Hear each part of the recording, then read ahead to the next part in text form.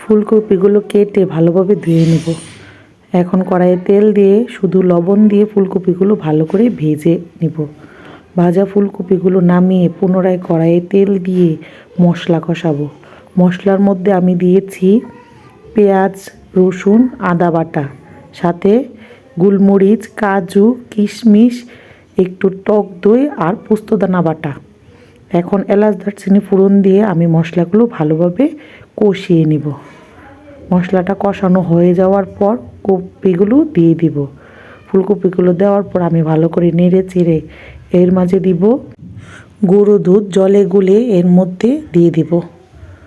তারপর কিছুটা নেড়ে চেড়ে দিব দুটো কাঁচামরিচ, কয়েকটা কিশমিশ আর বেশ খানিকটা ঘি উপর দিক থেকে ছড়িয়ে দিব। এখন কপিটাকে আমি ভালোভাবে মাখো মাখো করে রান্না করে নেব। রান্না করা কপি নামিয়ে দিয়ে দিব উপর থেকে পেঁয়াজ বেরেস্তা।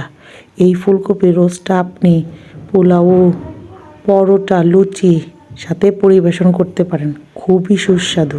আর এখন তো শীতের সময়, কপি প্রায় চলে যাচ্ছে, তাই এখনই ট্রাই। সবাইকে অসংখ্য ধন্যবাদ। ভালো থাকবেন।